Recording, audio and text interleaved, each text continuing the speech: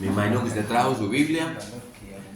Entonces, vamos al Evangelio de Mateo 6, capítulo 6. Vamos a leer los versículos 19 a 34. Vamos a orar, pastor. Sí, claro. A pesar de que hoy solo vamos a estar considerando los versículos 19 al 21, pero yo quiero que, para entender bien, 19 al 21, pero entonces vamos a tener el contexto del pasaje completo, entonces vamos a leer del 19 al 34, pero obviamente vamos a buscar el rostro de Dios en oración. Padre Santo, Señor, Soberano Rey, Dios Todopoderoso, nosotros hoy te reconocemos a ti como el Creador y el sustentador de todas las cosas, Señor, y como pueblo tuyo hemos venido aquí hoy a reunirnos, Señor, en este lugar para conocerte más, para exaltarte, para glorificar, para magnificar tu santo y bendito nombre, Señor. Aliméntanos, Señor, a través del maná de tu palabra, Padre. Abre, Señor, nuestro corazón y amarra nuestra conciencia a tus testimonios para que en todas las cosas podamos darte la gloria a ti, Señor. Ayúdanos, Señor, ayúdame a mí a hablar tu palabra, Señor, teniendo delante de nosotros el entendimiento de la eternidad. Sé con nosotros este día, concédenos, Padre, el privilegio de tu presencia en medio nuestro, porque te lo suplicamos en el nombre de nuestro Señor y Salvador Jesucristo. Amén. Amén. Muy bien, entonces, la clase pasada, el Sermón del Monte, no la del examen de 65 preguntas. Terminamos la primera parte del capítulo 6, ¿se acuerdan? Sí. Que iba del versículo 1 hasta el versículo 18, qué bien. Y yo quiero que podamos concluir, que nos quede ya como un arranque en esta clase hoy, que la enseñanza básica de esta parte del Sermón del Monte sea esta: en el desempeño de mi vida piadosa, solo una cosa debe gobernar mi mente y mi corazón, y es que siempre estoy delante de Dios. Eso es lo que debe quedar en el corazón nuestro con la enseñanza de Cristo. Siempre estoy delante de Dios, ¿sí? Cuando yo hago misericordia, que es cuando doy, cuando yo oro, cuando yo ayuno, no debemos hacerlo para buscar el aplauso de los hombres, sino más bien buscando el agrado y la aprobación de Dios, ¿sí? Entonces, a partir de hoy vamos a comenzar a estudiar la segunda parte del capítulo 6, que va desde el versículo 19 hasta el 34, ¿sí? Que no es otra cosa que la vida práctica del cristiano, ¿sí? El cristiano que vive en este mundo, que se ocupa de las cosas de este mundo, pero con la conciencia de que Dios cuida de él, ¿sí? Fíjense entonces la relación que existe entre una sección y otra. En los versículos 1 al 18 encontramos al cristiano en el desempeño de su vida piadosa o de su vida religiosa, si usted quiere llamar así. Hace misericordia, ora, ayuna, pero este cristiano vive en este mundo, ¿sí? Y como habitante de este mundo que es, él tiene que ocuparse de cosas como comer, beber, vestir, criar a sus hijos, alimentar a su familia, mantener una vivienda, etcétera, etcétera, ¿sí? Entonces, el cristiano no pertenece esencialmente a este mundo, ¿sí? Usted lo sabía, ¿cierto? Pero todavía vivimos en él, ¿sí? Y lo que el Señor nos enseña en esta parte del Sermón del Monte es que el mismo principio que gobierna la vida piadosa del cristiano es el mismo principio que debe gobernar la vida práctica del cristiano, que es que el cristiano está siempre delante de Dios, tanto cuando ora como cuando compra, ¿sí? No hay una dicotomía, no hay una separación entre lo secular y lo sagrado para el cristiano. El cristiano ha de vivir para Dios, delante de Dios, no importa lo que esté haciendo, ¿sí? Entonces, sea que esté en la iglesia, allí adorándolo, sea que esté en una tienda comprando la ropa de los niños, o sea que esté en una reunión de negocios, el cristiano ha de vivir siempre para Dios y delante de Dios, ¿sí?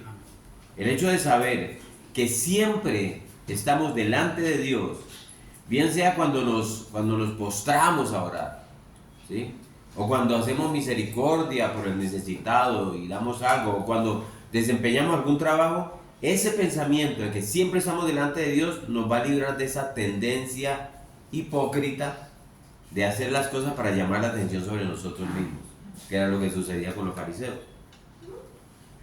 Y tener conciencia de esa verdad nos va a ayudar también a librarnos de la codicia y de un corazón ansioso cuando nos dediquemos al manejo de las cosas de este mundo. Estamos siempre delante de Dios. ¿Sí? Dios observa nuestro corazón. Dios escudriña todo aquello que nadie más puede ver.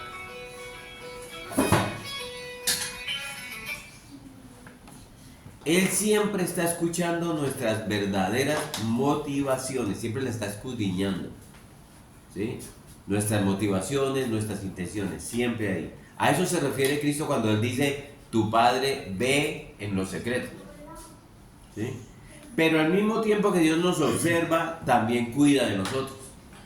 Y Él, si cuida de nosotros, no hay razón entonces para dejar que nuestros corazones se llenen de ansiedad por las cosas de este mundo, que es lo que vamos a mirar después. Ni siquiera por las cosas que son necesarias para el sostenimiento de nuestra vida física, ¿sí? Como comer, beber y vestirnos, ¿sí? Aquí no estamos hablando de lujos todavía, ¿sí? Aquí estamos hablando de esas cosas que son necesarias para el sostenimiento de nuestra vida física. Cristo dice, ni siquiera esas cosas deben llenar nuestro corazón de ansiedad, ¿sí? Así que la primera parte del capítulo 6, de este capítulo 6, de versículos 1 al 18, se nos advierte contra la hipocresía en el desempeño de nuestros deberes religiosos, ¿de acuerdo? Mientras que en esta segunda mitad del capítulo 6 se nos va a advertir en contra de la codicia, en contra de la ansiedad, en el manejo de las cosas del mundo. Y en ambos casos, ¿sí?, el remedio es el mismo. Recuerde que Dios siempre está ahí, ¿sí? No solo observando y vigilando tu corazón, sino también cuidando de ti. En contra de la codicia Y la ansiedad en el manejo de las cosas de este mundo, ¿sí? Entonces Dios te observa, Dios te cuida, vivimos continuamente delante de Él. Ahora, esta segunda parte del capítulo 6 también tiene dos divisiones. Del 19 al 24, si usted lo ve allí, tiene un título. Bueno, sí, tiene dos títulos. Tesoros en el cielo y la lámpara del cuerpo, ¿sí ven? Ahí el Señor enfoca el problema del amor al mundo, la codicia, la avaricia. Mientras que en los versículos 25 al 34, cuando habla ahí de la ansiedad, ¿sí lo ven? El afán y la ansiedad, se enfoca más bien en eso, en la ansiedad por las cosas de este mundo, ¿sí? Fíjense bien, primero la codicia y luego la ansiedad. Estos son los dos temas centrales de esta parte y que vamos a estudiar a partir de hoy. Dos temas que, aunque son distintos entre sí, son complementarios. Y usted me verá si yo tengo la razón. Por regla general, la codicia genera ansiedad, ¿sí? Y la ansiedad aumenta la codicia. Entonces estos dos males se entrelazan el uno con el otro para meternos ahí en esa prisión de la cual es muy difícil escapar. El hombre que ama el tener mucho, ¿sí?, y hace de las riquezas un fin, verá rápidamente que su corazón se va a cargar de ansiedad, ¿sí? Porque no hay nada más incierto que las riquezas terrenales. Aquí la polilla y el orín corrompen, los ladrones minan y hurtan. Entonces, vamos a leer del 19 al 34, ¿sí? Esperen a ver si... Bueno, pero antes les hablamos de esto. La polilla, el orín corrompe, los ladrones minan y hurtan. Así que si nuestra felicidad depende de nuestras posesiones, estamos en graves problemas, ¿sí? Porque estamos apoyándonos sobre una base muy débil, muy voluble, muy cambiante. Y no hay nada que cause más ansiedad que la incertidumbre por el mañana, ¿sí o no? Así que la codicia genera ansiedad. Un hombre codicioso será por necesidad un hombre ansioso, ¿sí? Por esa misma ansiedad, obrará, esa ansiedad va a obrar en él de tal forma que va a atizar el fuego de la codicia. ¿Por qué? Porque el corazón que descansa en las cosas de este mundo para su bienestar y tranquilidad, rara vez considera lo que tiene como suficiente. Rara vez, ¿sí? Salomón nos lo dice en Eclesiastés 5:10, ¿sí? Dice, el que ama el dinero no se saciará de dinero, y el que ama el mucho tener no sacará fruto. Está escrito en Eclesiastés 5:10. Todos tenemos aquí adentro de nuestro corazón como una sanguijuela que nos dice, dame más, dame más, dame más, ¿sí? Y si no somos apercibidos, mientras más tengamos, más vamos a querer, ¿sí? El alma del hombre es insaciable. ¿Saben qué ocurre cuando generalmente, ¿no? ¿Qué ocurre generalmente cuando un hombre obtiene lo que quiere? Que sus deseos se incrementan con el éxito, ¿sí? Las cosas que nos parecen grandes antes de que la obtengamos parecen pequeñas después de que la obtenemos, ¿sí? Ningún hombre ha podido jamás satisfacer sus deseos incrementando sus bienes. Nadie podrá hacer eso porque nuestros deseos no tienen límite, ¿sí? Y siempre ha sido así desde el Génesis. El mejor ejemplo es el ejemplo de Adán y Eva. Desde Génesis. Ellos en el huerto del Edén lo tenían todo. Miles de árboles llenos de fruto. Todos a su disposición. Excepto uno, y lo codiciaron. ¿Sí? Un solo árbol. De todos esos miles y lo codiciaron. Y una vez codiciaron y comieron del árbol, se convirtieron en un par de miserables.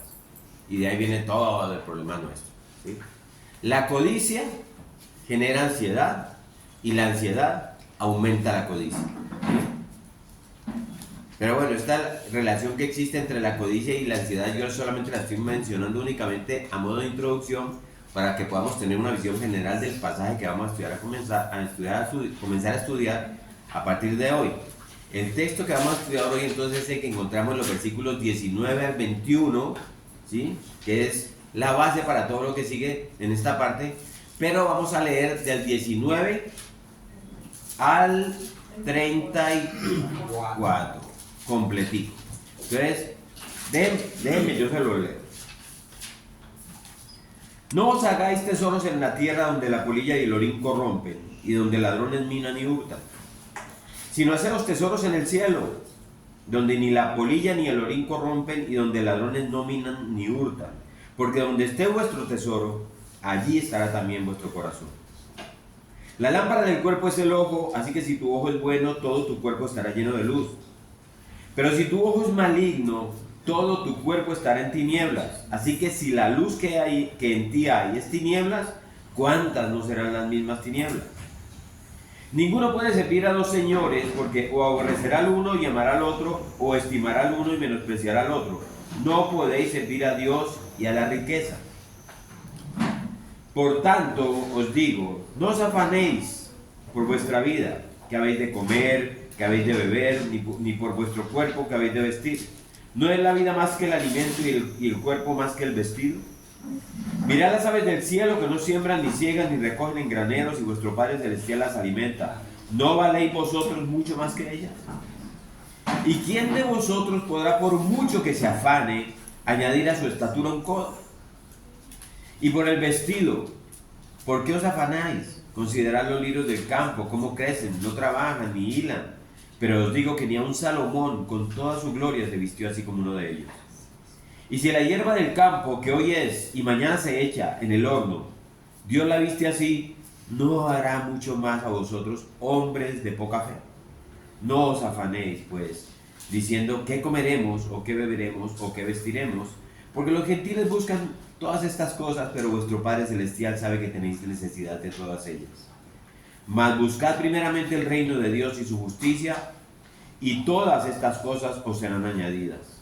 Así que no os afanéis por el día de mañana, porque el día de mañana traerá su afán. Basta a cada día su propio mal. ¿Ok? ¿Ven? Palabra de Dios.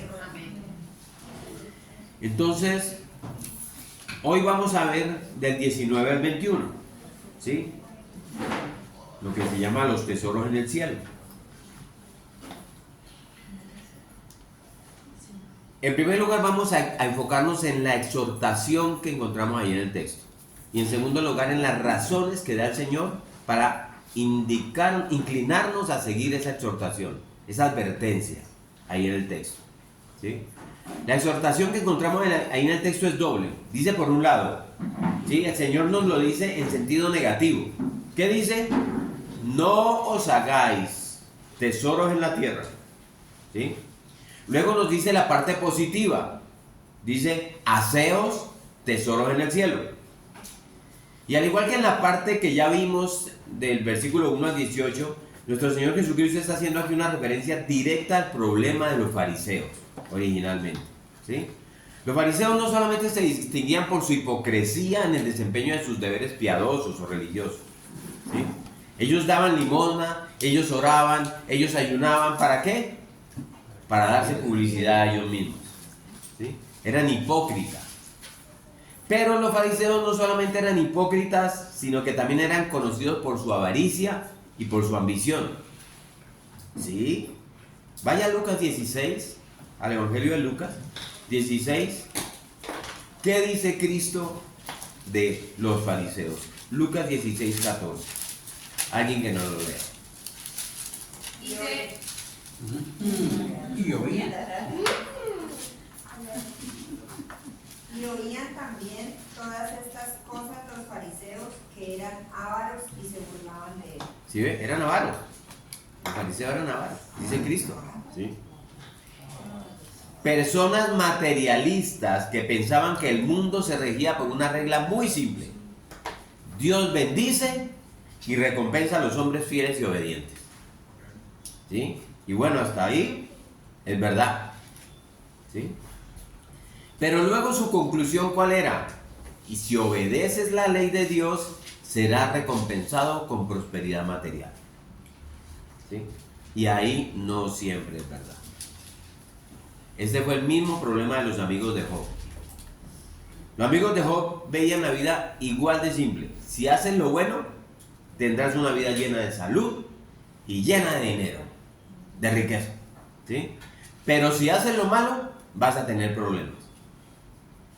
¿Y Job cómo estaba? En problemas. Rascándole con un tiesto. En problemas. Entonces,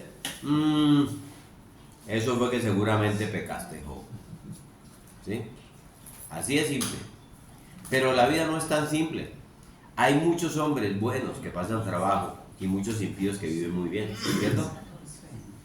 Hay impíos que ni siquiera les da gripa. Entonces la vida no es tan simple como pudieran creer algunas personas para definir de esa manera la bendición. Entonces el fariseo daba limosnas, oraba continuamente, ayunaba 2 veces en la semana. ¿Todo eso por qué? ¿Porque amaban a Dios? No, ellos se amaban a sí mismos y amaban las riquezas. Y veían estas actividades piadosas como la misericordia, la oración y el ayuno, no solo como un vehículo de autopromoción, como ya estudiamos, sino también como un mecanismo que iba a traer sobre ellos la bendición material de Dios. Así lo veían los fariseos. Y en ese sentido, esos hombres cometían 2 graves errores. Uno, están haciendo de Dios un siervo a través del cual van a llegar al verdadero Dios que ellos adoraban, ¿sí? ¿Cuál es el Dios que en verdad ellos adoraban? La riqueza material. Dios era un medio para obtener un fin. Y el otro error es que ellos perdían de vista cuál era la verdadera bendición que Dios da, ¿sí? No siempre es la bendición material. No siempre. De hecho, muchas veces no lo es. El que busca a Dios para obtener beneficios materiales se engaña a sí mismo si en verdad piensa que está adorando a Dios para eso.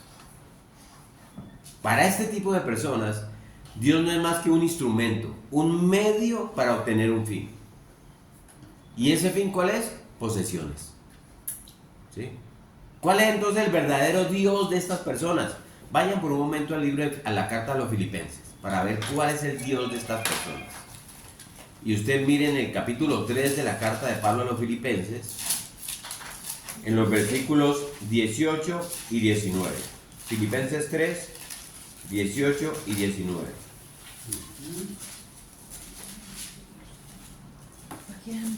¿Ya llegaron ahí?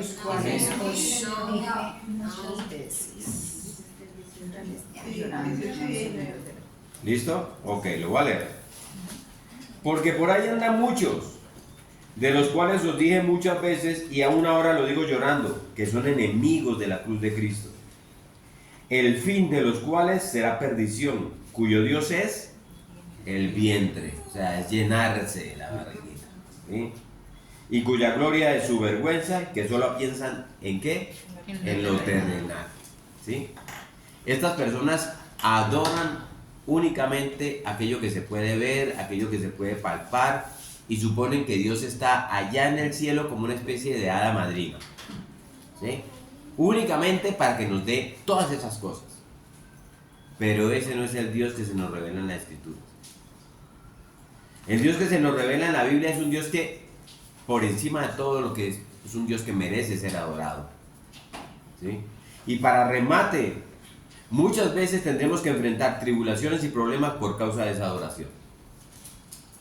No sé si ustedes se acuerdan cuando estudiamos el libro de los Hechos de los Apóstoles, cuántas veces terminó Pablo en una cárcel a causa de la fidelidad a Dios en su adoración, ¿sí? Pablo no preguntaba por hoteles, ¿se acuerdan? Preguntaba cómo es la cárcel aquí. Pablo sabía que tarde o temprano iba a parar ahí. Entonces Dios no es una hada madrina ni está para nuestro servicio. Por todo lo contrario, Dios es el amo y nosotros somos los siervos. No es al revés, ¿sí? Parecería que en nuestra generación hay muchos cristianos, te digo así, ¿sí?, que quieren disfrutar esa sensación de sentirse bien, pero no están dispuestos a sufrir los inconvenientes de seguir ese bien. Entonces, no, pues yo, si hago lo bueno, pues yo voy a recibir una bendición divina, ¿sí? ¿Y cuál es esa bendición?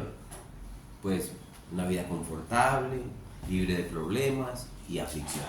Yo no sé si a usted le ha tocado, a mí me han tocado varios así.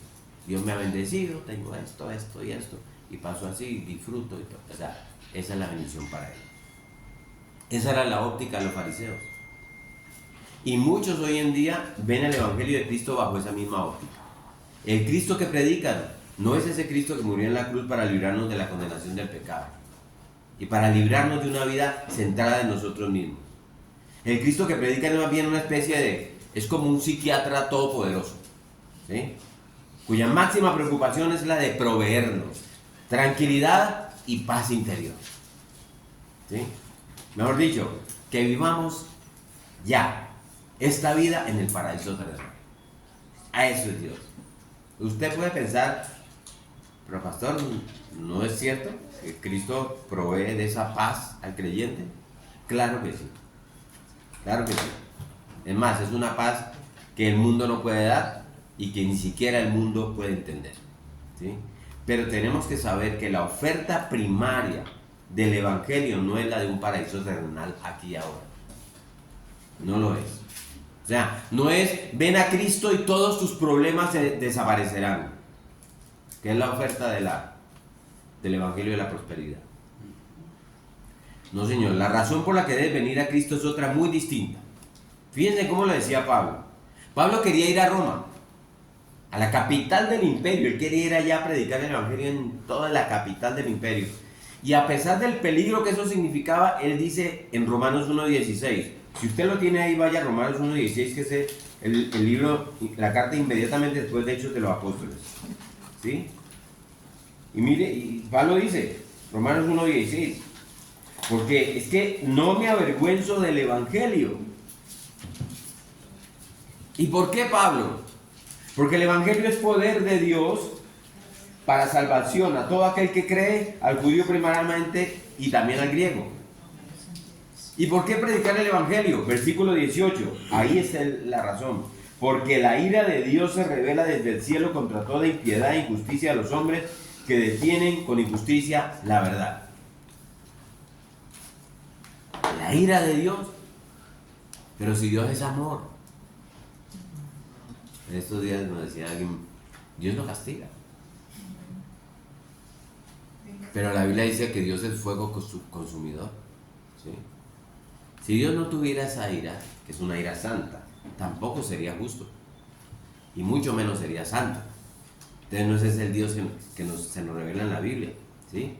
Que dice el texto que la ira de Dios se revela desde el cielo contra toda impiedad e injusticia de los hombres. Entonces, ¿has transgredido la ley de Dios? Ok, eres culpable. Y si mueres en esa condición, vas a cargar sobre ti las consecuencias de una condenación eterna. Eso es lo que el Dios que se nos revela a nosotros. Pero los fariseos no lo veían así. Ellos sabían que Dios había prometido a través de sus profetas que iba a enviar un redentor. ¿Pero qué tipo de redentor esperaban los fariseos? Uno que muriera en una cruz por sus pecados. No. Uno que hiciera posible el perdón de nuestra maldad y la obtención de la vida eterna. Claro que no. Ese no era el redentor que los fariseos esperaban. Ellos creían tener asegurada su salvación. ¿Cómo? Por su propia justicia. ¿Sí? El fariseo no creía necesitar de un salvador, como hay mucha gente que hoy piensa de esa manera. El redentor que ellos esperaban era un guerrero victorioso, ¿sí? Que le iba a devolver a Israel todo su antiguo esplendor, como en los tiempos de David. Un príncipe que iba a ser temporal, que le iba a proveer un muy alto grado de prosperidad mundana, ¿sí? Bajo cuyo gobierno iban a disfrutar ¿de qué? De abundancia, de riquezas, de gloria y de placeres. Eso es lo que esperaban los fariseos. Pero Cristo viene y arremete contra esa distorsión farisaica y les dice: no os hagáis tesoro en la tierra. ¿Sí? Esa es la razón de la exhortación de Cristo. Esa frase, no os hagáis tesoros en la tierra, puede ser traducida literalmente: no atesoréis tesoros en la tierra. Es decir, no acumulen este tipo de cosas. No estén tras de eso. A eso se refiere esa frase. ¿Sí? Ahora, fíjense que allí no dice no acumulen dinero. Eso no es lo que dice el texto. Allí dice simplemente no atesoren tesoros. ¿Sí? O sea, no quieran acumular cosas que atesoren aquí. ¿Sí se entiende? ¿Sí? Un tesoro no tiene que ser monetario necesariamente. Un tesoro es todo aquello que ama mi corazón. Un tesoro es todo aquello hacia lo cual yo me inclino con especial gusto.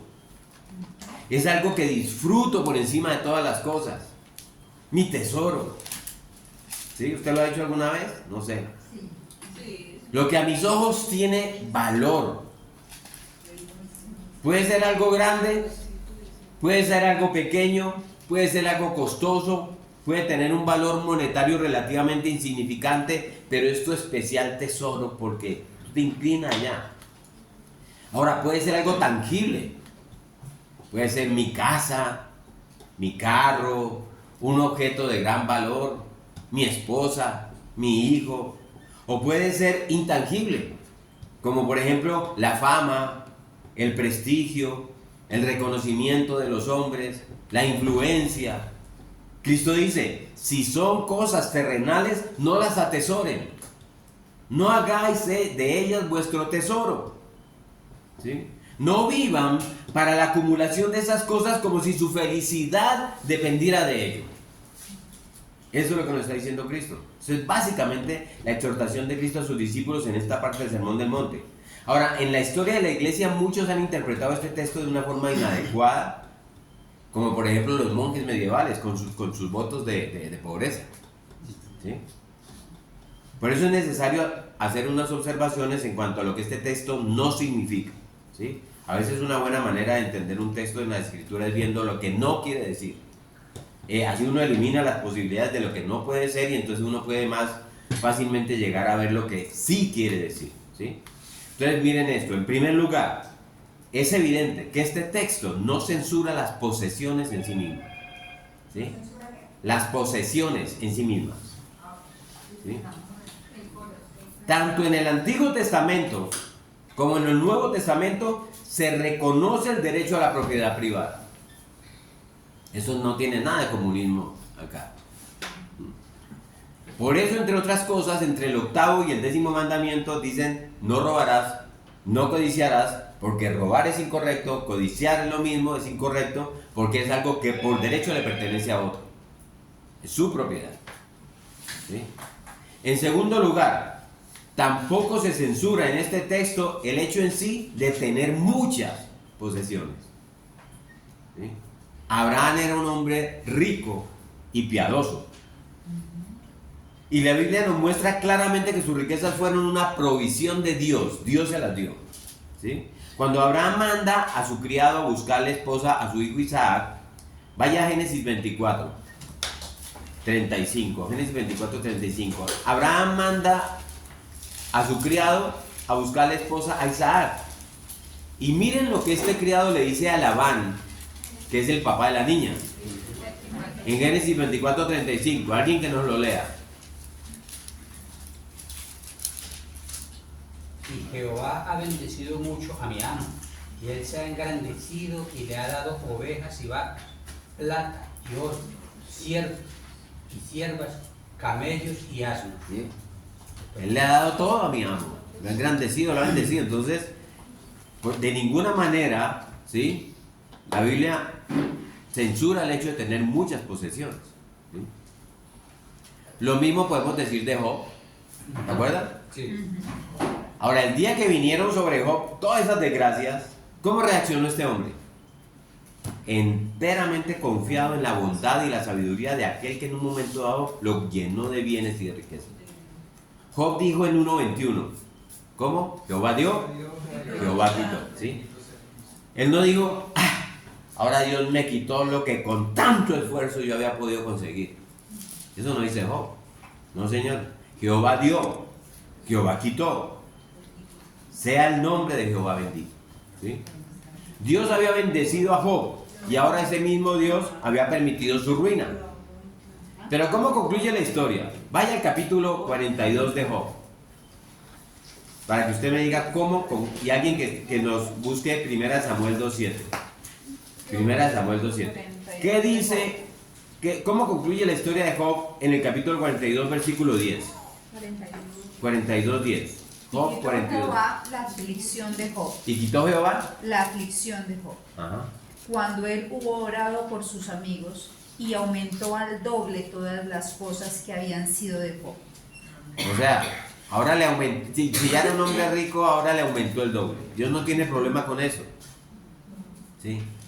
Y Ana, la mamá de Samuel, en su oración, ¿qué dice? 1 Samuel 2:7. Dice, Jehová empobrece y él enriquece, abate y enaltece.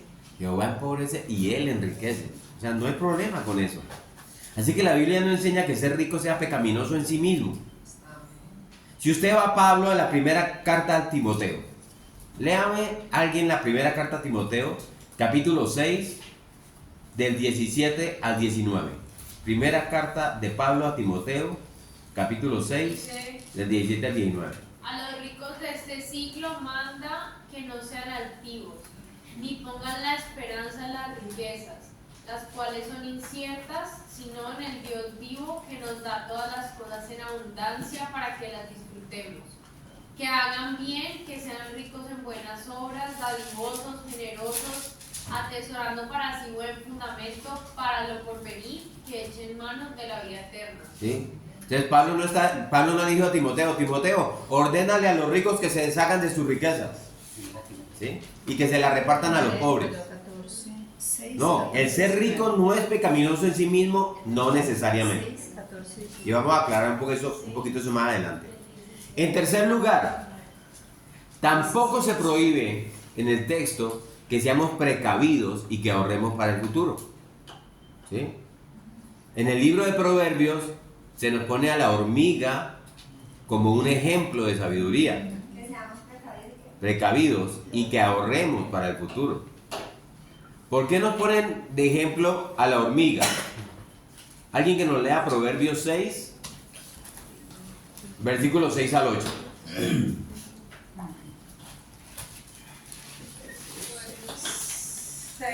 Proverbios 6, versículos 6 al 8. Ve a la hormiga, mira sus caminos y sé sabio. Ve a la hormiga, mira sus caminos y sé sabio. la cual no teniendo capitán, ni gobernador, ni señor, prepara en el verano su comida y recoge en el tiempo de la siega su mantenimiento. Entonces miren, la hormiga es previsora. Un hombre que no es previsor es un necio, es un insensato. ¿Cómo fue que dijiste? No censura tampoco que ahorremos. Que seamos precavidos y que ahorremos para el futuro, ¿sí?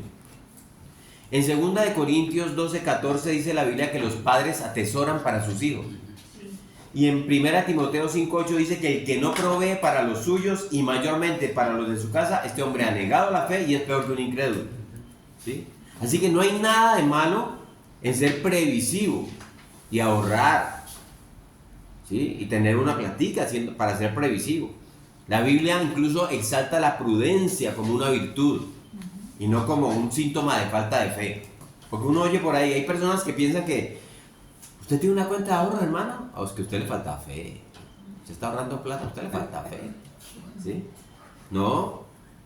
Miren qué dice Proverbios 22:3. Alguien que nos lea Proverbios 22:3.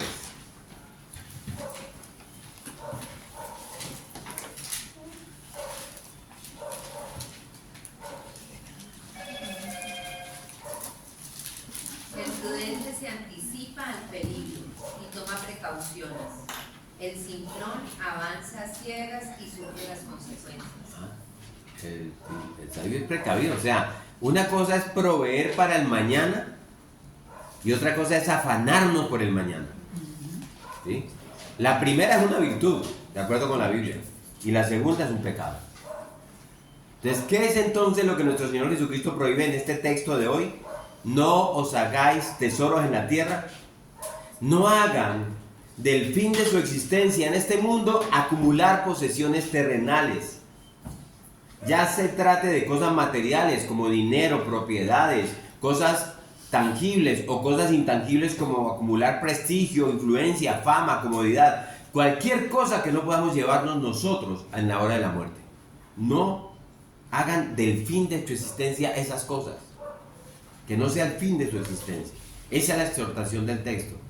El ir tras cualquiera de esas cosas con el fin primario de nuestra existencia corrompe el corazón, ¿sí? Ahora escuchen bien esto. No es pecaminoso ser rico, pero sí es pecaminoso y necio atesorarlo, vivir tras la riqueza, ¿sí? Ahí hay una diferencia, ¿sí? Porque es que hay personas que se enriquecen porque son responsables en sus labores, porque hacen buenos negocios, porque fueron sabios. Ahí no hay nada pecaminoso en eso. El ser rico en sí mismo no es pecaminoso, pero sí nos exhorta el Señor a no afanarnos por ser ricos, ¿sí? Y no lo digo yo, lo dice Dios en su palabra. Proverbios 23, 4, 5. Busquen Proverbios 23, 4, 5.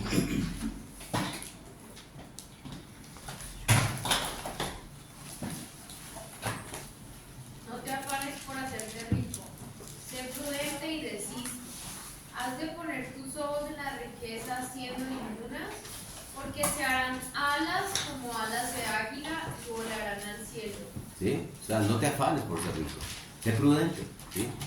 Ese lo está diciendo un hijo, porque esa es una instrucción de un padre a un hijo. No cometas la imprudencia de afanarte por hacerte rico. Sé prudente y desiste de eso, ¿sí? También lo escribe Pablo, ¿saben? En la primera carta a Timoteo, otra vez en el capítulo 6, primera de Timoteo 6, del 6 al 10, esta la vamos a tocar varias veces.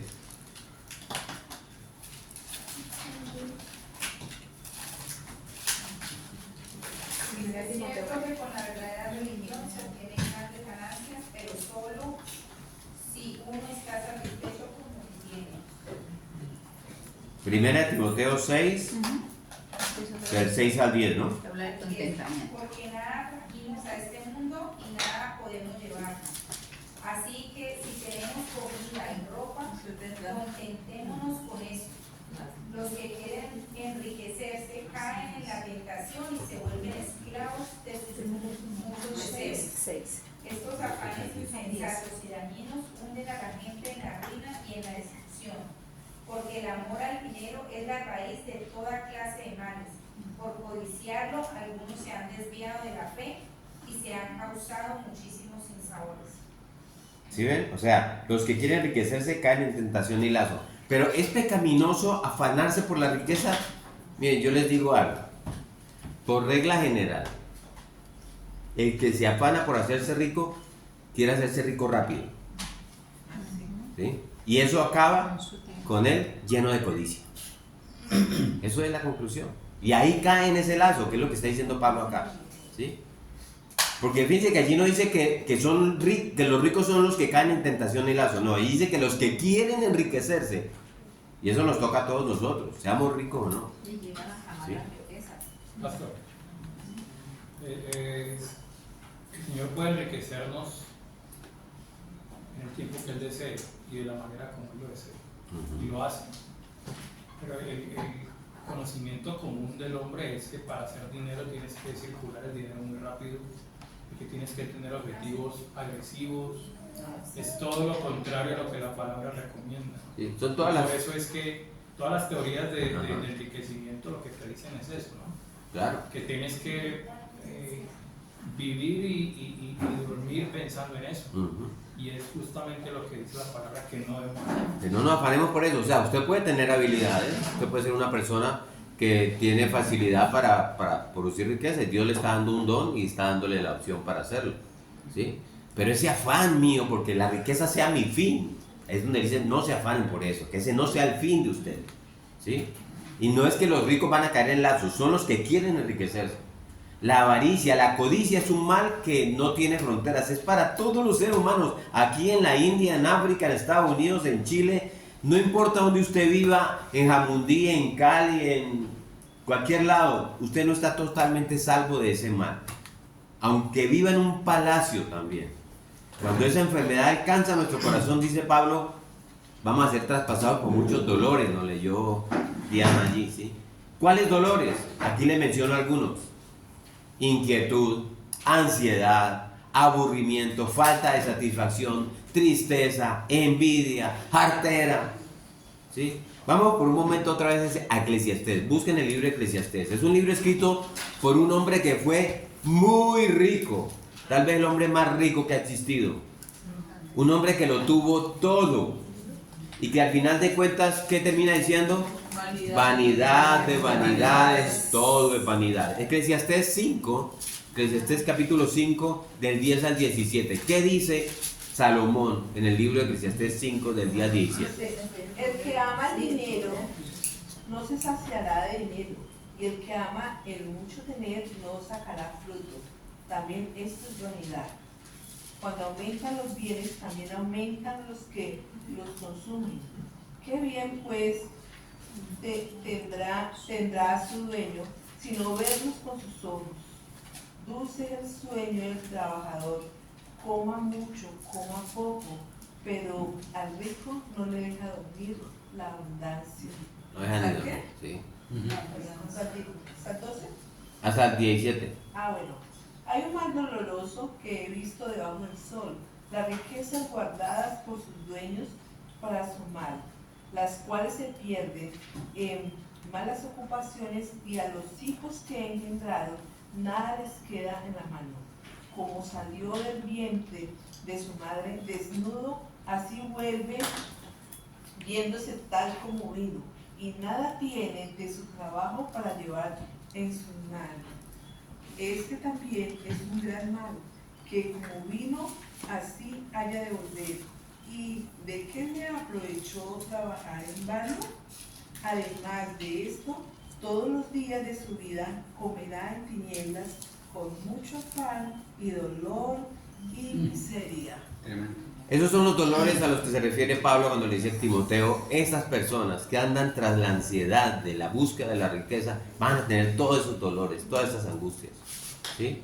Entonces aquí hemos visto entonces que el foco de Cristo en nuestro texto no es tanto las posesiones en sí, sino más bien la actitud que asumimos hacia las posesiones o hacia el deseo por esas posesiones, ¿sí? Al deseo de ser famoso, al deseo de ocupar ciertas posiciones de influencia. Cualquiera que sea la forma en que aparezca el mal, lo que importa aquí es este principio. No debemos poner nuestros afectos, nuestra confianza y nuestro deleite primario en ninguna cosa de este mundo. Ese es el llamado de Cristo, ¿sí? Porque apenas hacemos eso, estamos convirtiendo ese objeto en un Dios. Se nos vuelve un ídolo, ¿sí? Un Dios. David era el rey de Israel, la nación más poderosa en ese momento. Él era un hombre también poderoso, rico y muy influyente. Y fíjense cómo a medida que él escribe el Salmo 62, vayan para Salmo 62.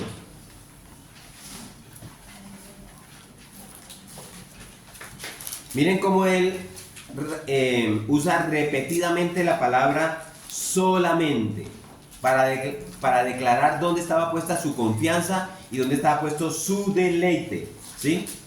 Entonces, miren el versículo 1 y 2, se los va a leer. En Dios solamente está acallada mi alma, de Él viene mi salvación. Versículo 2, Él, solamente Él es mi roca y mi salvación, es mi refugio, no resbalaré mucho, ¿sí?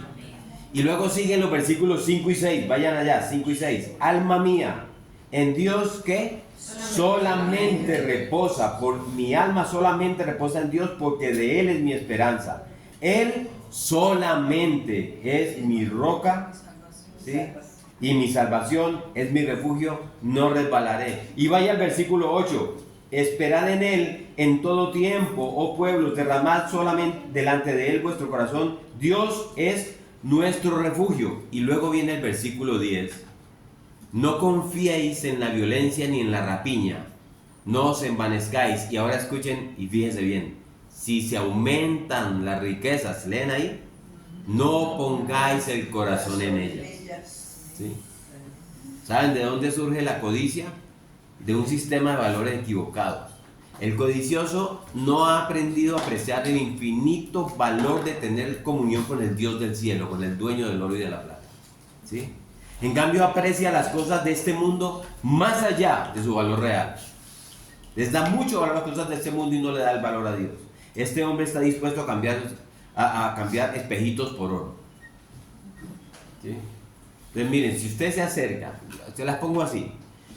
Si usted se acerca a la cama de un moribundo, ¿sí? Que sabe que está agonizando, que le quedan horas de vida, y usted trata de interesarlo en una conversación sobre la bolsa de valores o sobre lo interesante que sería invertir en esto o en aquello, usted va a ver cómo voltea a mirarlo, ¿sí?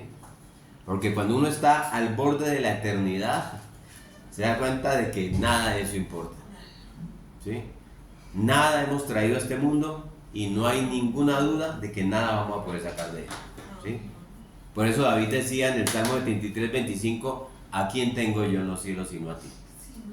Y fuera de ti, nada deseo en la tierra, decía David, ¿sí? Salmo 73, 25. Ahora, no quiero dar una mala impresión. Aquí no estamos hablando de alcanzar un nivel tal de espiritualidad que ya uno no desea nada, ¿sí? No estamos hablando de eso, ¿sí? Eso es lo que enseña el budismo, ¿sí? El clima de la espiritualidad en el hombre, no alcanzar el nirvana, ¿sí? Es un estado en el que ya nada se desea. Eso es budismo. Y eso no es lo que Dios espera de nosotros. Lo que Dios espera de nosotros es que lleguemos a entender que tenerlo a Él es tenerlo todo. Amén. ¿Sí? Aún si hay carencias, que tengamos o no tengamos, tenerlo a Él es nuestro mayor gozo. El problema del codicioso es que Dios no es suficiente para él, ¿sí? Él prefiere la prosperidad y los placeres de este mundo, ¿sí? Él es aquel que ha hecho de este mundo su porción. Sus deleites provienen ¿de dónde? De cosas terrenales, lo mismo que su confianza, ¿sí? La codicia es un pecado muy sutil, es un pecado que muchos no pueden discernir tan claramente en ellos mismos. ¿Usted ha pensado que alguna vez ha sido codicioso? Sí. Yo he sufrido las consecuencias de mi codicia, ¿sí? Es muy raro oír a alguien, no, yo no soy codicioso, o yo no fui codicioso, pero el cristiano que entiende sabe que muchas veces los malos negocios o las estafas nacen de que se aprovechan de tu codicia. ¿sí? Por eso es bueno poner a prueba nuestro corazón y preguntarnos, ¿estoy haciendo tesoros en la tierra? Porque es una cosa u otra, ¿sí? Si no estoy atesorando para el cielo, indudablemente yo estoy atesorando para este mundo. No hay alternativa. ¿Qué dice el texto? No os hagáis tesoros en la tierra. Pero entonces, ¿qué hacemos? Ok, este fue el aspecto negativo de la exhortación de nuestro Señor en esta parte del Sermón del Monte. Pero esa exhortación, como les dije, no se limita a prohibir algo, sino que también tiene una parte positiva donde nos exhorta a hacer algo de cambio, ¿sí? Entonces veamos entonces qué sí debemos hacer, el aspecto positivo de la exhortación. ¿Qué dice el texto? No os hagáis tesoros en la tierra, sino hacer tesoros en el cielo, ¿sí? Y al igual que el aspecto negativo de la exhortación, quiero que veamos lo que este texto no significa, ¿sí? ¿Cuál no es el significado de este texto? Porque algunas personas leen estas palabras de Cristo y ven allí una exhortación a ganarse el cielo por sus buenas obras, ¿sí? ¿Qué es lo que dicen estas personas? Que Cristo está diciendo ahí, que debemos ganarnos el cielo. Para ellos, hacer tesoros en el cielo no es otra cosa que comprar la salvación por medio de méritos personales. Eso es lo que dice Cristo ahí.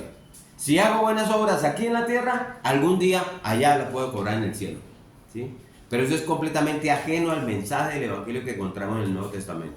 Si hay algo que está claro en la Escritura, si usted lo debe tener claro acá como estudiante de la Biblia, en todas las Escrituras, desde el Génesis a Apocalipsis, la salvación es un regalo que Dios otorga al pecador por pura gracia, por medio de la fe, ¿sí? ¿Qué es gracia? Gracia no es otra cosa que aquello que no merecemos, ¿sí? Pero que Dios nos concede gratis por misericordia. Dice el apóstol Pablo en Efesios 2, 8, 9, porque por gracia sois salvos por medio de la fe, y esto no de vosotros, pues es don de Dios, no por obras para que nadie se gloríe, ¿sí? ¿Qué fue entonces lo que quiso decir el Señor al exhortar a sus discípulos a hacer tesoros en el cielo? ¿Qué quiere decir eso? Voy a dar una descripción general y luego vamos a detallar. Es hacer en la tierra cualquier cosa cuyos efectos duren por la eternidad. Es hacer en la tierra cualquier cosa cuyos efectos duren por la eternidad, ¿sí? Hacer tesoro en el cielo abarca mucho más que recibir la salvación por medio de la fe, ¿sí? ¿Y por qué les digo esto? No olviden que Cristo está hablando aquí a sus discípulos, a un grupo de hombres y mujeres que ya habían depositado su fe en Él. Y es a ellos a los que les dice, hagan tesoros en el cielo. Porque ellos creían ya en Cristo, ya creían. ¿Qué es entonces hacer tesoro en el cielo? Bueno, es todo aquello que hace el creyente que tiene repercusiones eternas. Y se lo voy a decir más específicamente, como decimos, con la parte negativa. En primer lugar, se hace tesoros en el cielo cuando nos dedicamos a desarrollar un carácter piadoso que nos llevará a relacionarnos con los demás en una forma piadosa. Lo vuelvo a repetir. Hacemos tesoros en el cielo cuando nos dedicamos a desarrollar un carácter piadoso que nos llevará a relacionarnos con los demás en forma piadosa. Vaya a Colosenses, capítulo 3, a la carta de Pablo a los Colosenses, capítulo 3, y vamos a leer los versículos 1 y 2, ¿sí? Colosenses 3, versículos 1 y 2. ¿Están ahí? Amén. Dice, si pues habéis resucitado con Cristo, ¿qué? Buscad las cosas de arriba. O sea, ¿no les suena similar a hacer tesoro en el cielo? Sí. Buscad las cosas de arriba, donde está Cristo sentado a la diestra de Dios. Luego dice, poned la mira en las cosas de arriba, no en las de la tierra. ¿Sí ven? Es una exhortación muy similar. Y ahora puede que alguien se esté preguntando, bueno, ¿y qué son esas cosas de arriba? De las que habla Pablo ahí en Colosenses, ¿sí? Las nubes, los ángeles, el cielo de arriba, ¿sí? Entonces, si usted sigue leyendo el texto, quédeseme ahí, vamos a ver a qué se refiere Pablo, ¿sí? Que es, entre otras cosas, a ese carácter piadoso que hace que el cristiano se parezca a Cristo y que se relacione con los demás como debe hacerlo un cristiano, ¿sí? Pablo no era un místico, Pablo no era un idealista, Pablo era eminentemente pastoral y práctico en sus cartas. Aquí no estamos hablando de cosas por allá, ¿sí? Él le está diciendo a los colosenses, busquen las cosas de arriba. ¿Y eso qué significa? Y usted se va al versículo 5 y dice, haced morir pues lo terrenal en vosotros. ¿Sí ven? ¿Qué cosas? ¿Ququé cosas? Entonces él dice, fornicación, impureza, pasiones desordenadas, malos deseos, avaricia, que es idolatría. ¿Qué más? Versículo 8, vayan allá. Pero ahora dejad también vosotros todas estas cosas. ¿Cuáles? La ira, el enojo, la malicia, la blasfemia, palabras deshonestas de vuestra boca. ¿Y qué más, Pablo? Versículo 12 al 14. Vestidos pues como escogidos de Dios, santos y amados, de entrañable misericordia, de benignidad, de humildad, de mansedumbre, de paciencia, soportándoos unos a otros y perdonándoos unos a otros. Si alguno tuviera queja contra otro, de la manera que Cristo os perdonó, así también hacedlo vosotros. Y sobre todas estas cosas, vestidos de amor, que es el vínculo perfecto. ¿Qué más son esas cosas de arriba, Pablo? Versículo 18. Casadas, estén sujetas a vuestros maridos como conviene en el Señor. ¿Qué más, Pablo? Maridos, amen a sus esposas y no sean ásperos con ellas. ¿Qué más, Señor? El 20. Hijos, obedeced a vuestros padres en todo, porque esto agrada al Señor. 21. Padres, no exasperéis a vuestros hijos para que no se desalienten. 22. Siervos, obedeced a todos vuestros amos terrenales, no sirviendo al ojo, como los que quieren agradar a los hombres, sino con corazón sincero, temiendo a Dios. Y vaya al capítulo 4:1, dice, amos, haced lo que es justo y recto con vuestros siervos, sabiendo que también vosotros tenéis un amo en los cielos.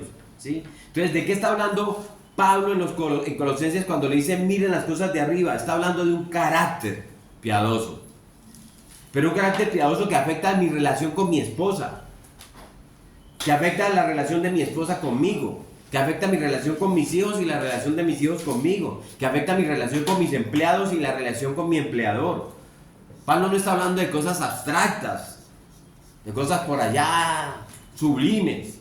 No es misticismo, no es idealismo, son cosas concretas que dicen miren eso, esas son las cosas de arriba, esas son cosas que tienen que ver con mi carácter, ¿sí?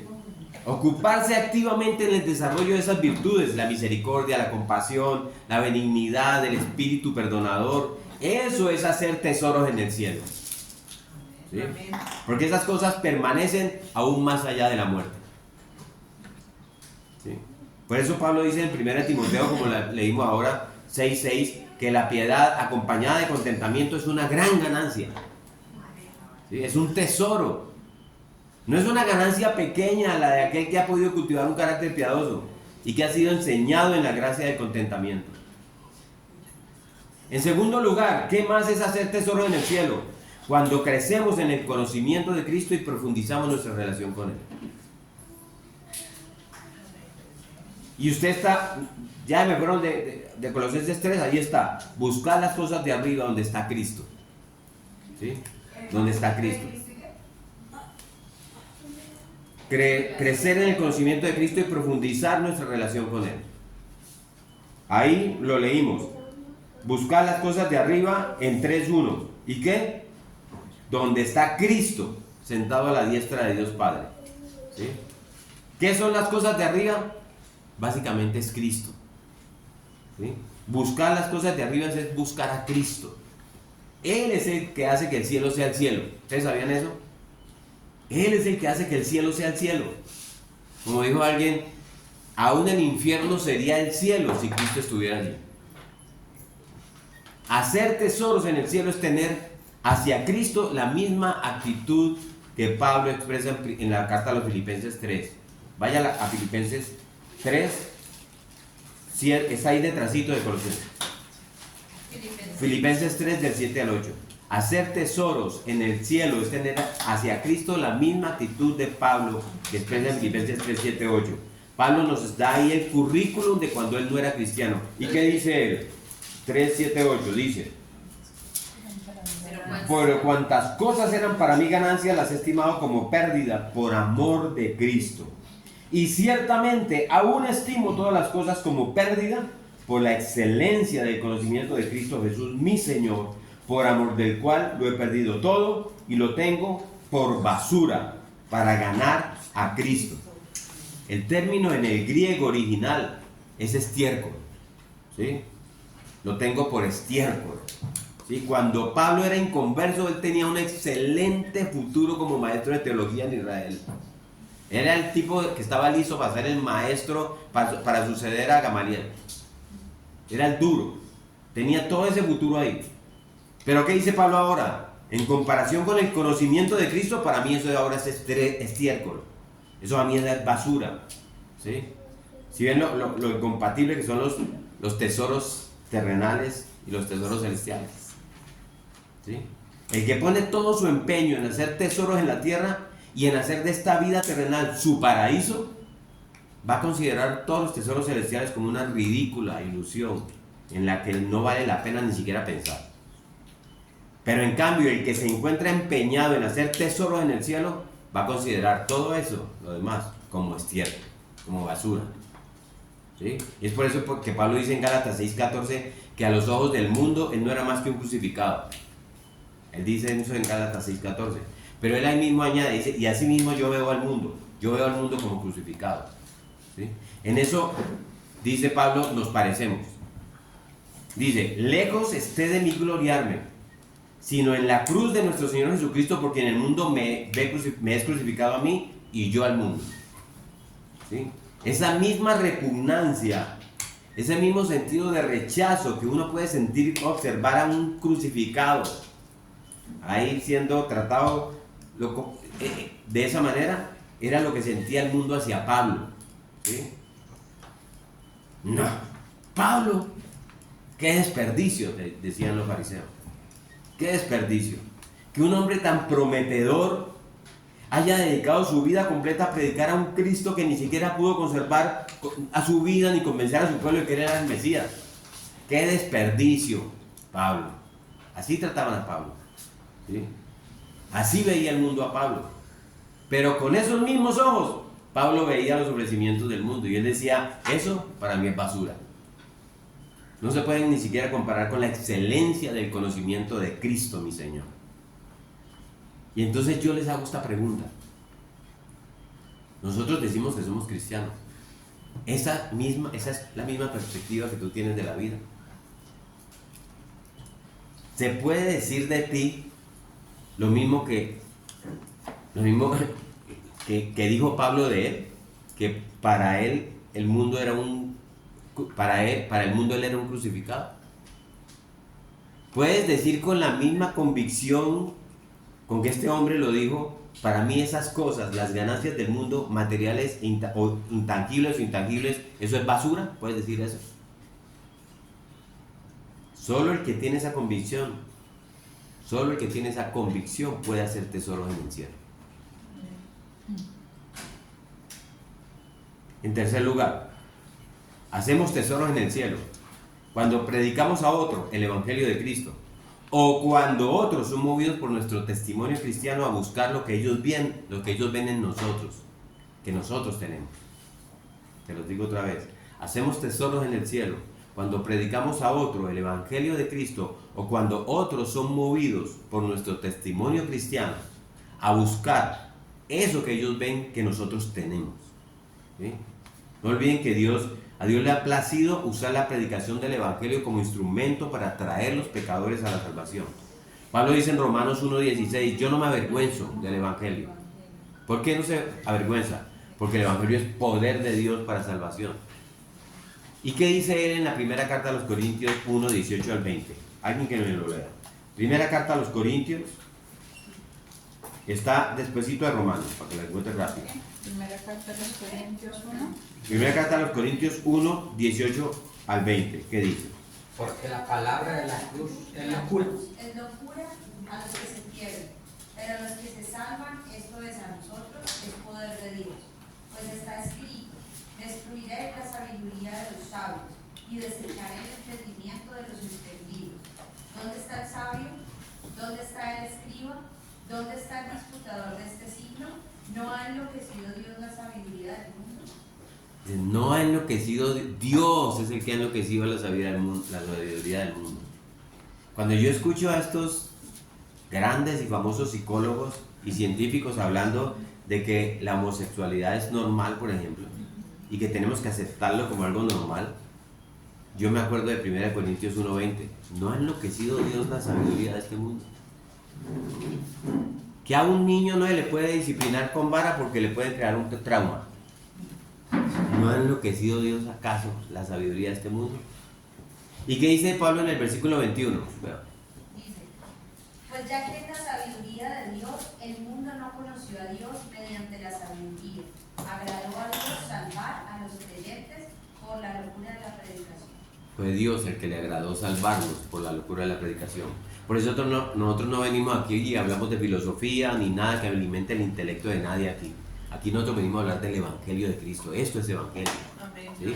Porque el Evangelio de Cristo es poder de Dios para salvación, para los creyentes.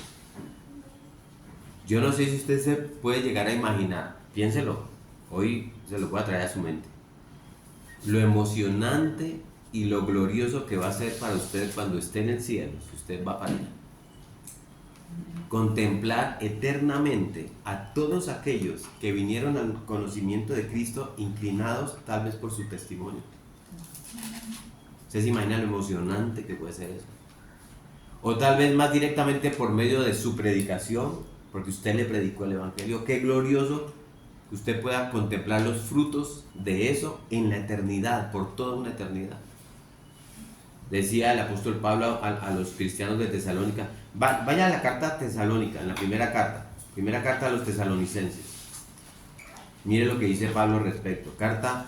Primera carta a los tesalonicenses, capítulo 2, 19 al 20.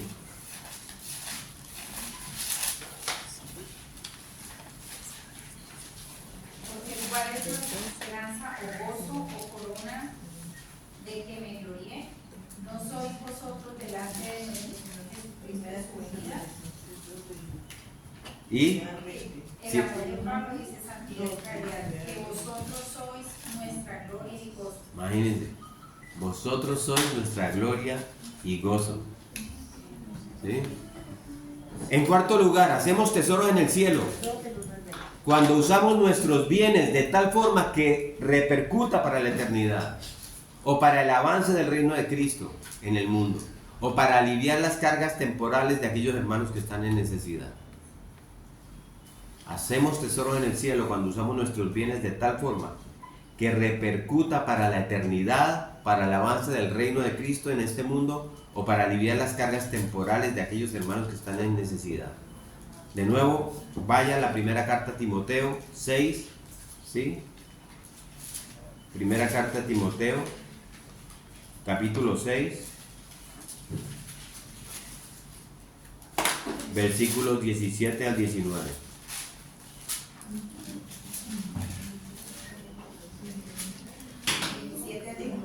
Sí.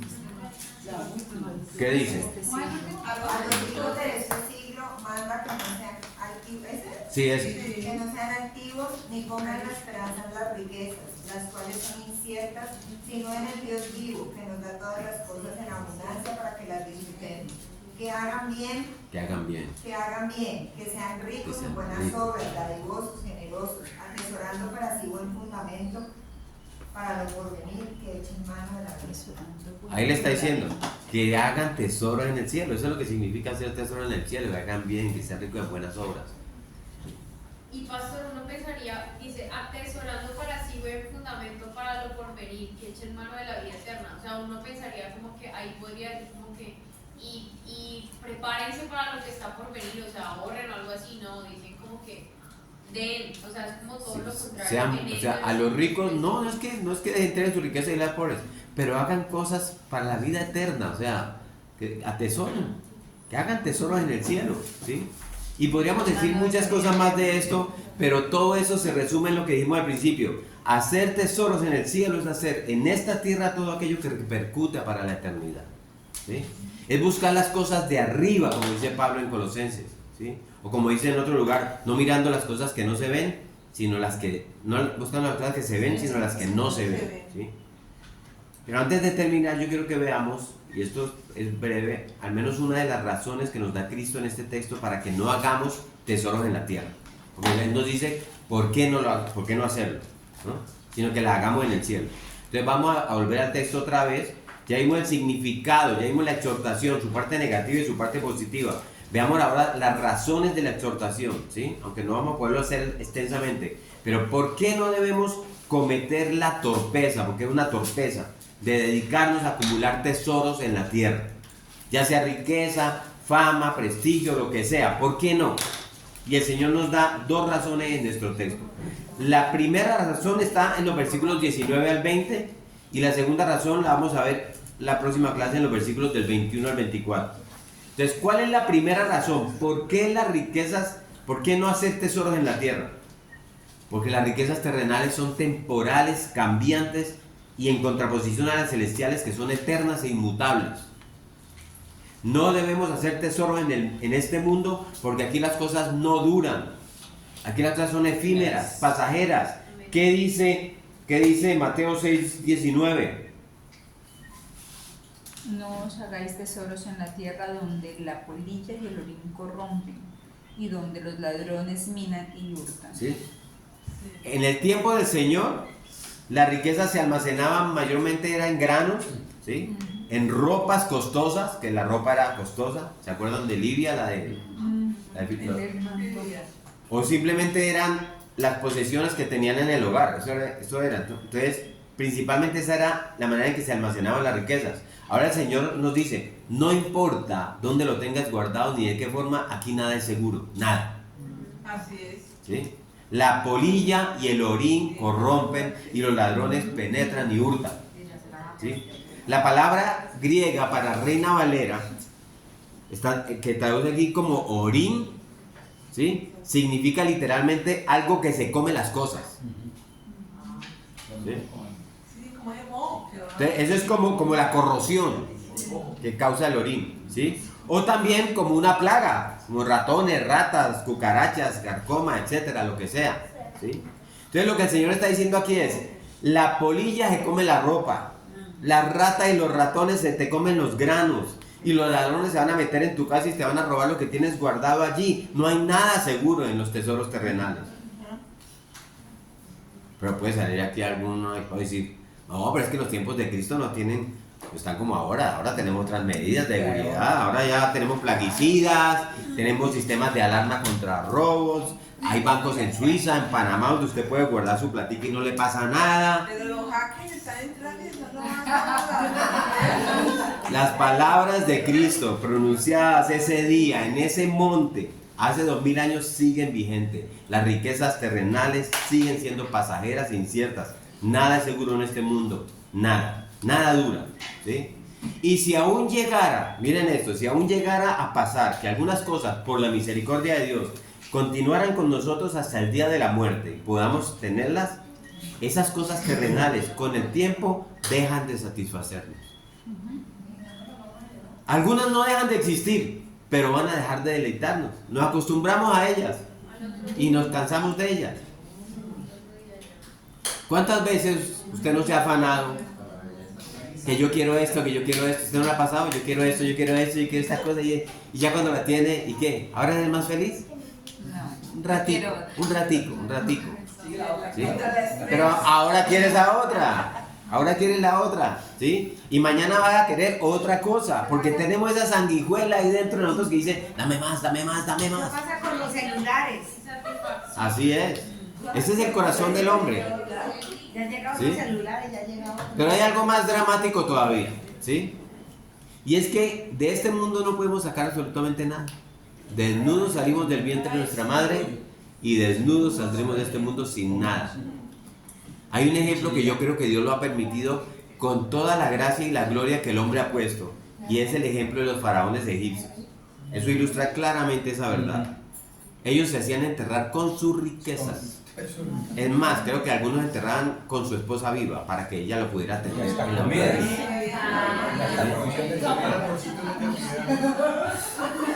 Para poder disfrutarla en la otra vida.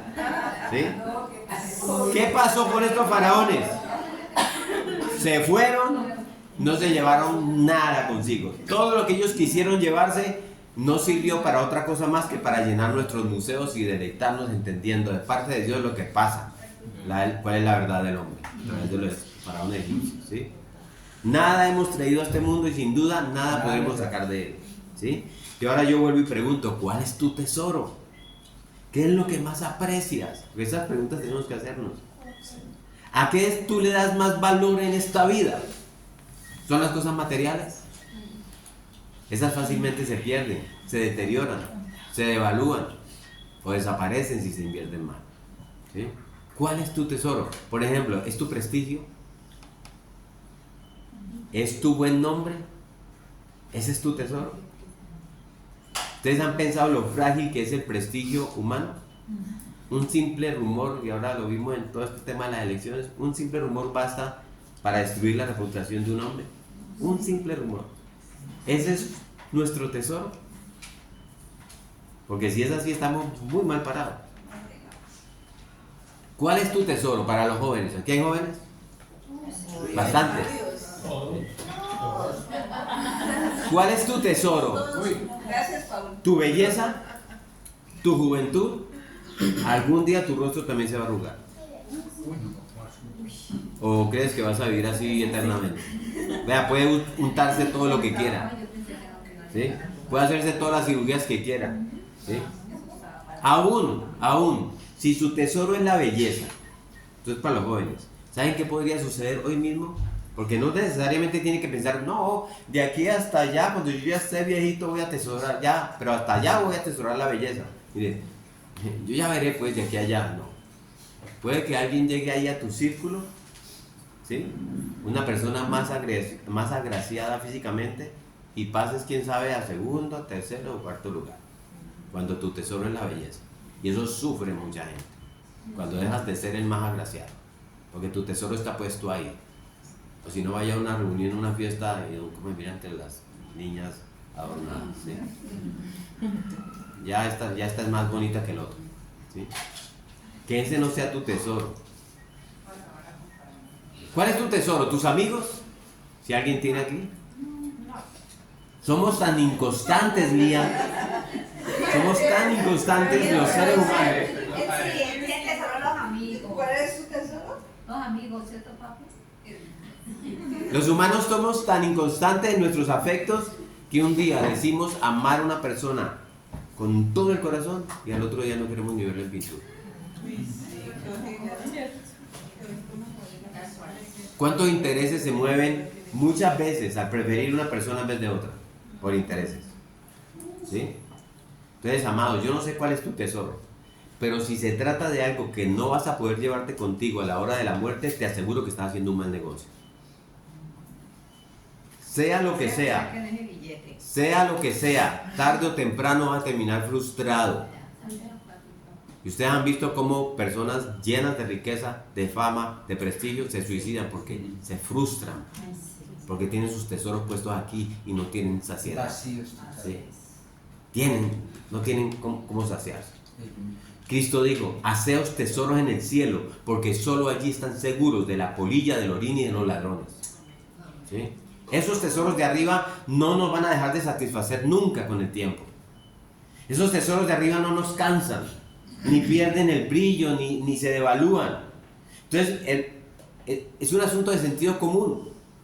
Pedro nos dice en su primera carta, en el capítulo 1, 3, 4, que nosotros los creyentes, primera carta de Pedro 1, 3, 4, nosotros los creyentes tenemos reservado en los cielos una herencia que es incorruptible, incontaminada e inmarcesible.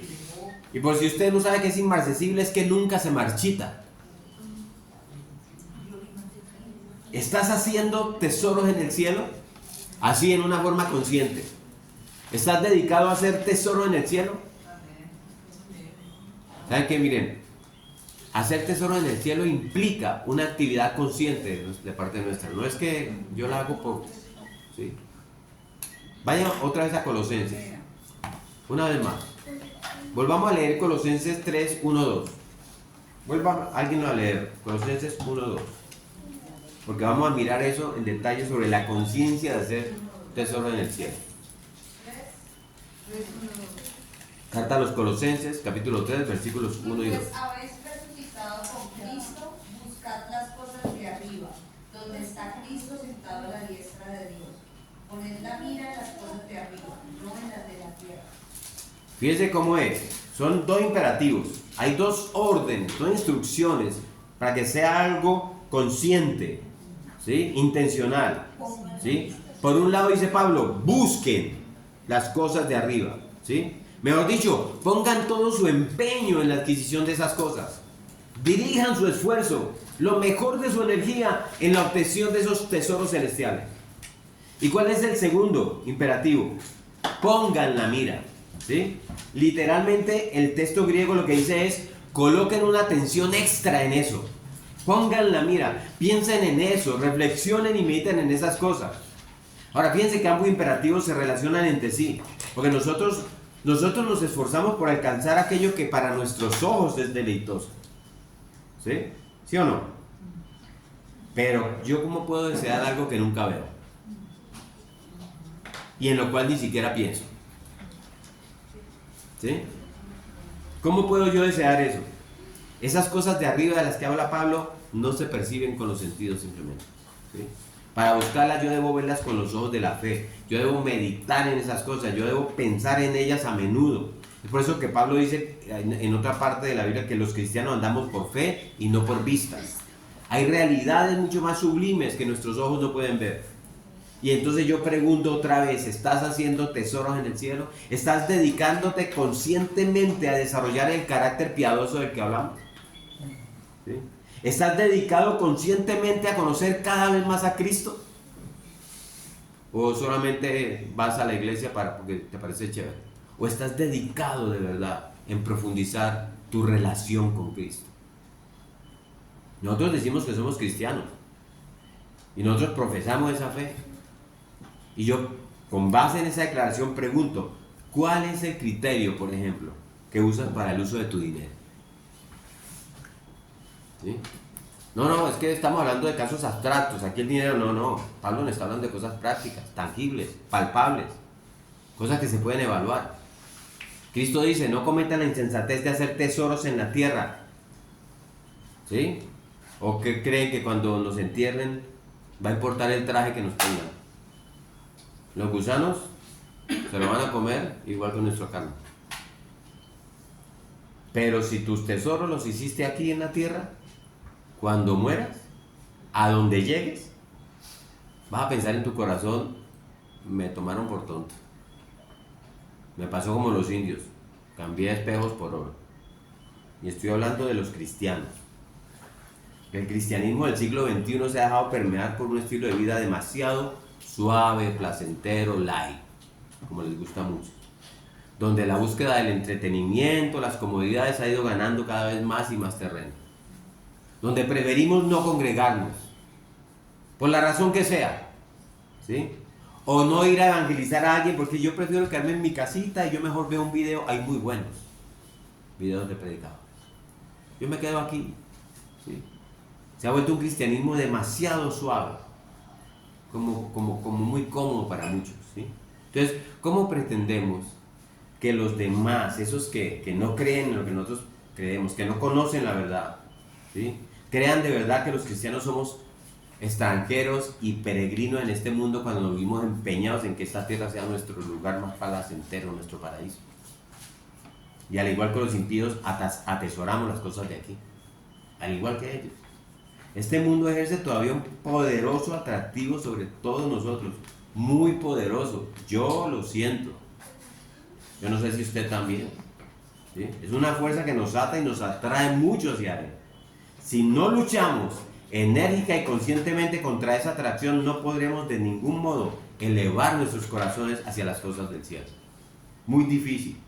Dice Pedro en la primera carta en 2:11, amados, anótelo ahí usted, primera carta de Pedro, capítulo 2, versículo 11, amados, yo ruego como a extranjeros y peregrinos que os abstengáis de los deseos carnales que batallan contra el alma. Dice Isaías, Antiguo Testamento, el capítulo 14, versículo 17, que Satanás puso a este mundo como un desierto. Pero ese desierto, como todo desierto, tiene sus espejismos. Isaías 14, 17. Este mundo está lleno de cosas que aparentan ser lo que no son. Cosas que prometen lo que no pueden dar. Este mundo está lleno de oasis que se desvanecen apenas ponemos en ellos las plantas de nuestros pies. Y usted se va a encontrar con esas cosas si está atesorando cosas en la tierra. De lejos parecen unos oasis y usted va y los busca, hasta tienen parecidos con cosas de Dios. Y cuando usted llega y se desvanecen, Cristo dijo, el que bebe de esa agua volverá a tener sed.